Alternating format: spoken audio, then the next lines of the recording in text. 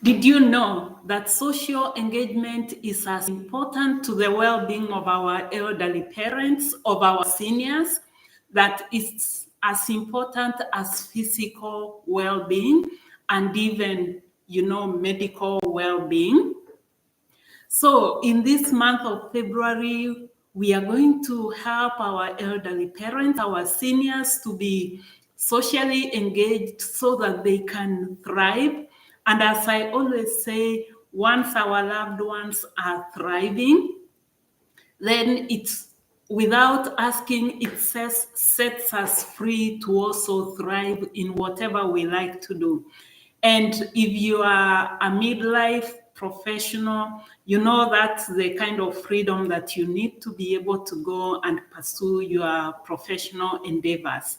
So in today's session, I'm going to talk about social engagement and also discuss the different ways, especially in the month of February, how we can help our elderly parents, our seniors to be more socially engaged.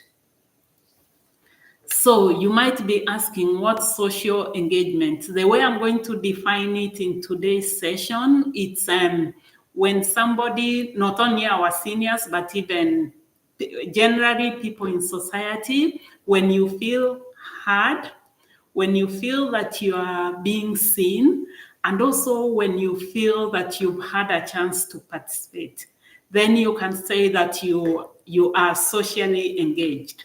So as we start, for those of you who are new here, my name is Eileen. I usually come here to talk about elder care, caregiving to our elderly parents. And I talk from experience and also from what I've learned over time. Since 2020, I've been a caregiver in person and currently remotely. So I mostly talk about that, and especially now that I'm doing remote caregiving, I like to talk, especially with the migrants, people who live far away from their elderly parents or from their loved ones, and they would like to provide effective care. So I talk about what I'm doing. Providing care from afar, yes, it's very, very possible. So if you would like to do that, welcome not only to today's session, but even to future sessions. So back to today's session, where I'm going to talk about how we can help our elders, our elderly parents and seniors to be more socially engaged. And you might be asking, what can we do and why? Maybe I'll start talking about the why. Being socially engaged is part of our well-being because naturally human beings, we are social beings. So the more that we interact with the other human beings within society, then I can say that that makes us what we are meant to be, human beings, social beings. And literature shows that the more that people are socially engaged, the better for their well-being. It's like they get more active, they engage more with other human beings, and as a result of that, they become better. Better in terms of being fulfilled as human beings. And that's what we would like our elderly parents, our seniors, who would like them to lead a life where they feel fulfilled, a life where they are comfortable, they are safe, they eat well, and other than that, they look forward to each new day, because we don't want them to be in such a situation where when they see somebody or they see us, there's no joy in them. We would all like, when we meet with our parents, they are welcoming and they talk like they are looking forward to the next day and the day after. Yeah, so that's why we want them to be socially engaged so that they can remain healthy. And the more healthy that they become, it means that they will become more independent. And as a result of that, it will set us free, us as the caregivers, to be able now to go and pursue our careers or to take care of our immediate families. And this one I'm sharing with you from experience, because when I was a caregiver to my mother, when she needed like a lot of support, I could not leave home. But over the years since 2020, she's regained her energy, become very vibrant, and as a result of that, I'm I was like freed now to leave home, which is some 13,000 kilometers away. Now I and my siblings, we are providing care from afar. We are providing remote care to our elderly mother because we helped her in the different facets of well-being, providing a comfortable home, providing health care, providing a good nutrition, and also helping her to engage with the community. So if you would like to learn more, I'm not talking about that today, but if you would like to learn more, you can check some of my videos where I'm talking about what we are doing, and also return, because I'll continue to be talking about this, how to make our elderly parents comfortable, safe, and independent so that they can continue to age in place. So that's why we would like them to be socially engaged so that they can be well and to set us free. So for the month of February, what can we do to help our elderly parents, our seniors, to be more socially engaged? For me, I have identified a number of activities, ongoing activities, but I'm going to single out two events that are taking place in the month of February. And I know you already know about one of it because there is love in the air in the month of February. So there is Valentine's in the air. And more importantly, we are celebrating the Black History Month. So for me, those are the two activities which I'm going to encourage our elderly parents, our seniors, and actually you and me to get out there and participate so that we can be socially engaged. We can be seen, we can be heard, and we can also participate. Yeah, the three angles through which we engage socially. So for the February being the month of love, sometimes we tend to forget that our elderly parents were once like us, and they were once younger than us, and they were once in love, they were once very romantic, and not just once, but even today. Let's not look at them and think that because they look frail or they don't go out very much, that it means the romance part of it has died. No, actually, for me, these are the people with a lot of life experience, and they can tell us a lot of stories, and they also like to feel loved. They also want to love.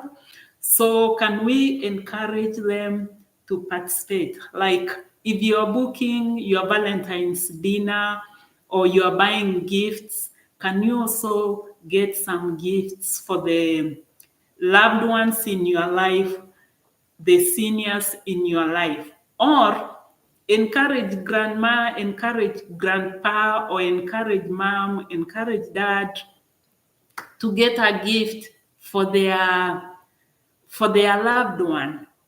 And for you also, if you're going to get a gift for your loved one, I'll encourage you to also get a gift for them.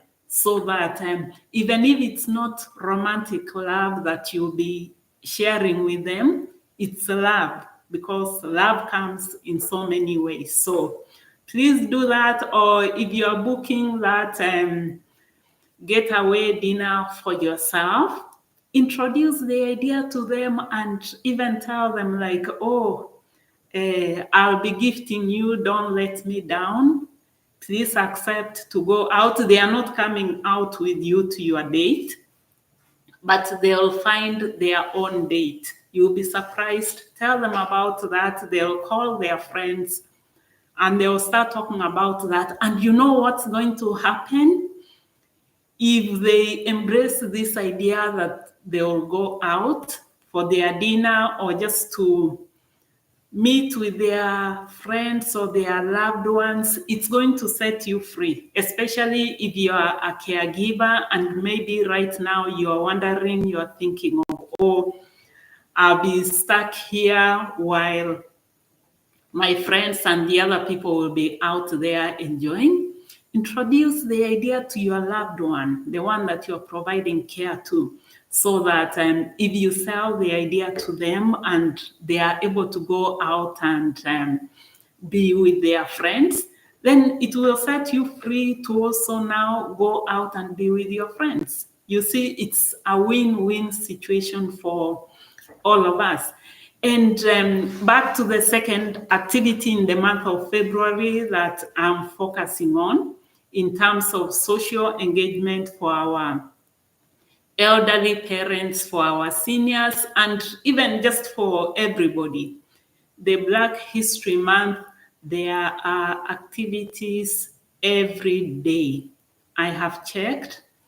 So maybe it's in my city, but check in your city, check in your town, check even in your rural area. You'll be surprised to find that there are so many activities taking place. So tell your loved one about what's taking place.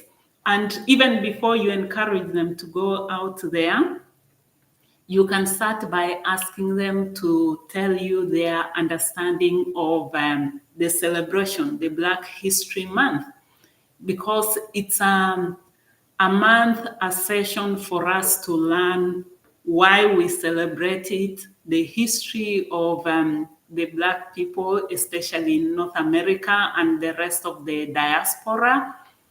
You will be surprised how much our seniors know. You know, for us or for the younger generation, it might be that all that you know is from the books.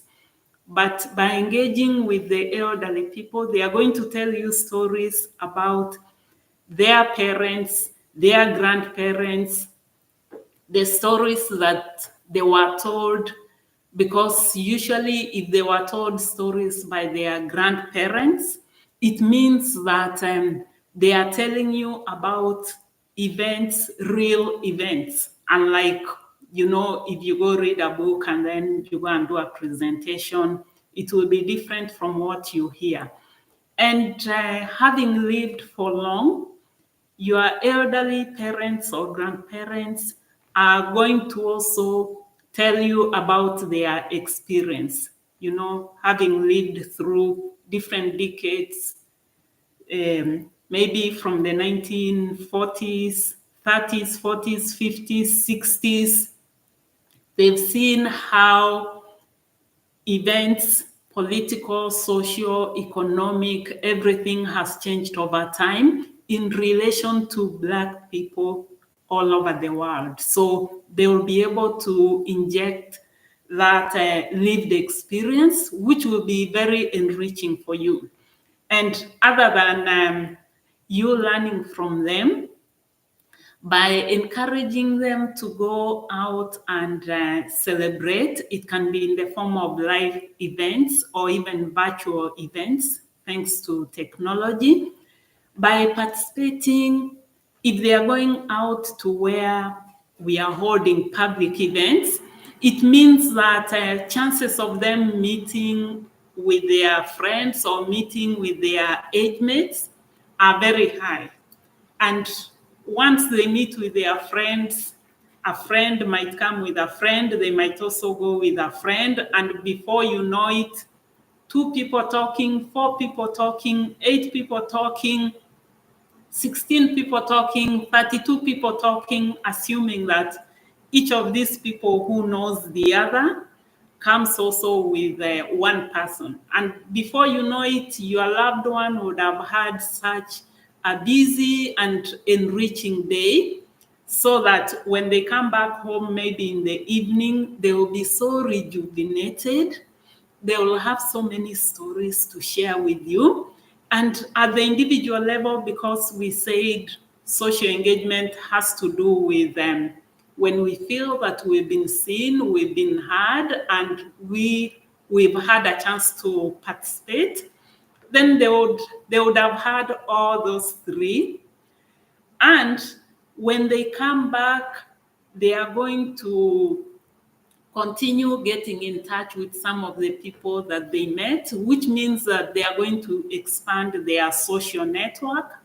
And once they've expanded their social network, it means that whenever you are not around as the caregiver, or even if you are around, it means that it's going to free you some time, because let's say I'm taking care of my mother, and during part of the day, she has somebody, a friend, to make a phone call to, or to go visit, or the person comes and visits.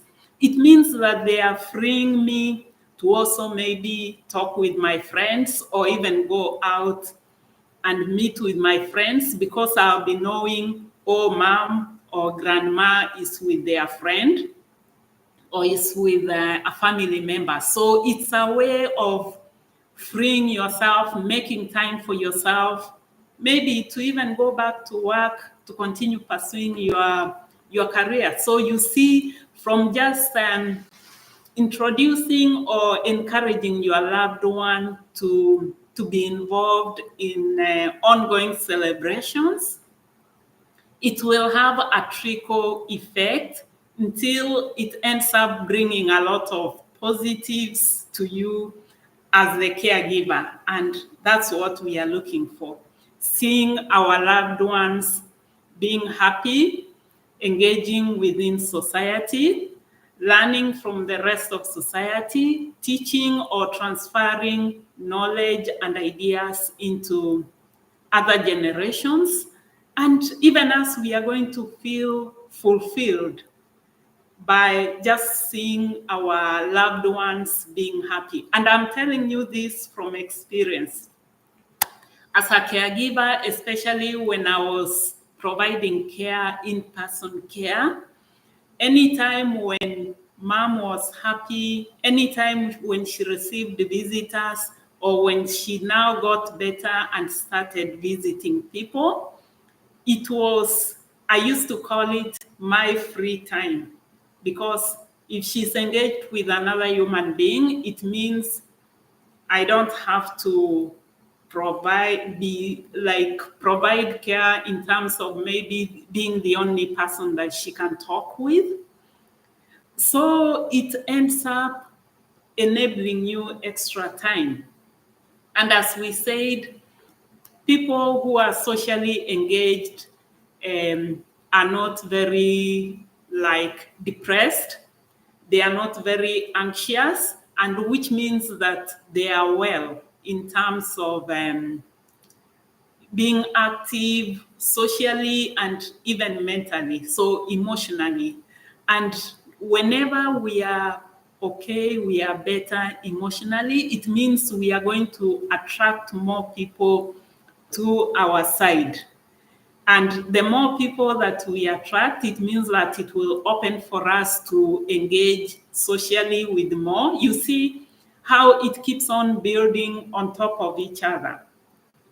You open it up, they go out there, meet with 2, 3, 4 people. Then it means that every day, every week, they have more people to talk with. And the more people they have to talk with, or to visit, or being visited, it frees you. For example, when I was taking care of mom, as she continued to engage with more people, I could see that she was getting better.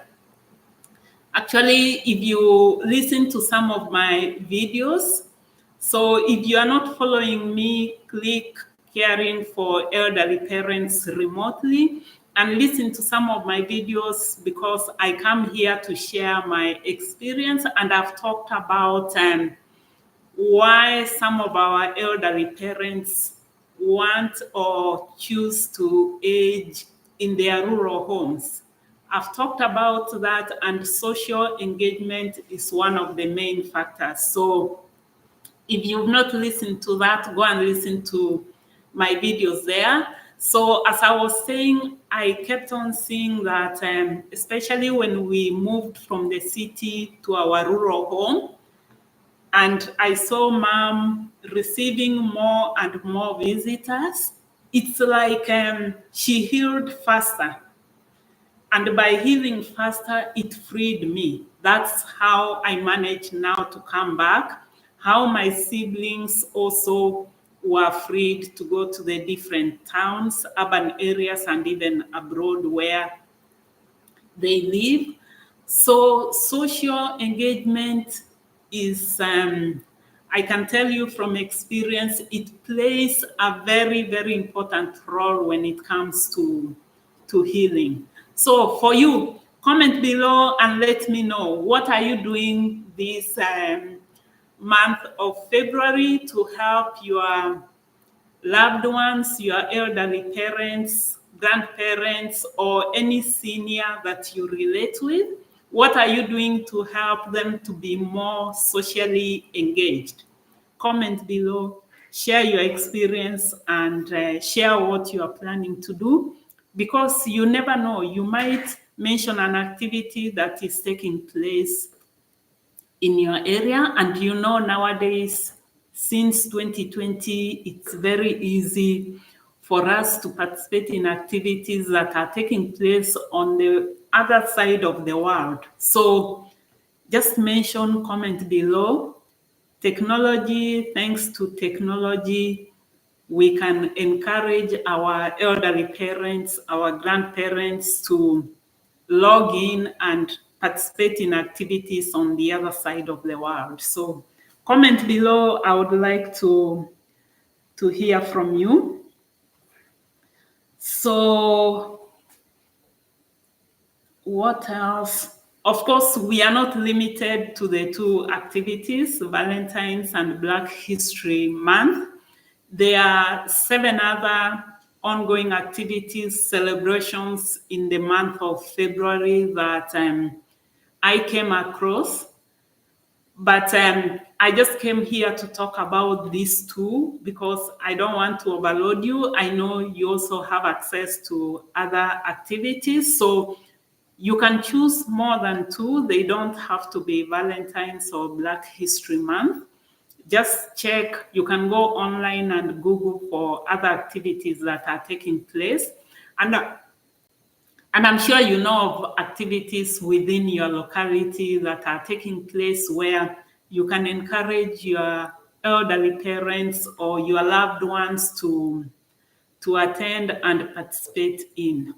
So there is always an activity, there is reason for them to go out there and meet with the others, share their knowledge, learn from the other, and when they come back at home in the evening, they will be looking more rejuvenated, because they would have talked with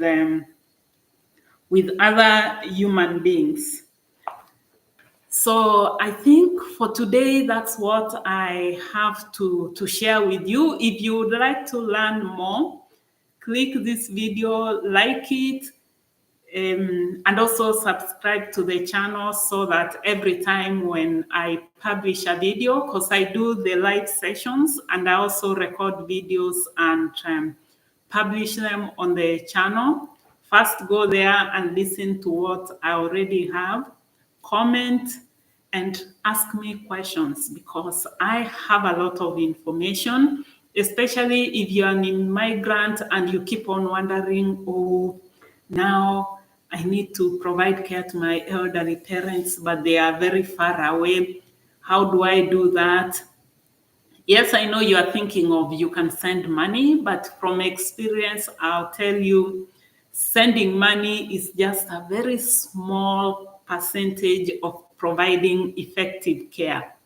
So keep on engaging, ask me the questions so that you can learn more. And if you would like to start, I'm going to attach a link where you can go and download a document. That's a checklist that you can use. The document has detailed information on what we mean when we are talking about providing care. So it's got a list of activities or products and services or what we need to check for in order to say that we are actually providing care. And finances, sending money home is just a small component of that. So the document is free. Click down there, get your copy. If you are not able to see the link, you can go to withdrawIdeas.net and check where you can download the document so that you start your caregiving journey, or it helps you enhance your caregiving journey. And keep on coming back with questions, or if you have an experience, come back and share with the others, because the more we share, the more we learn, and more so for caregivers, because sometimes we feel so involved in the caregiving that we might end up thinking that that's where our life starts and ends. But by sharing with others, you are going to be like, oh, it's not as bad as I thought. Or I have such and such a challenge, but by coming and sharing with the others, then you might find that there are others who are lifting heavier weights than what you're doing in your caregiving. And you'll be like, oh, let me share my experience to help lighten their load. Yeah, so for now, it's thank you for joining me, and it's a goodbye, but keep on coming back. Ask your questions below and go and have a nice afternoon. Come back and tell us how you celebrated or how you are celebrating the month of love. That's February with Valentine's. So for now, it's a goodbye and see you next time.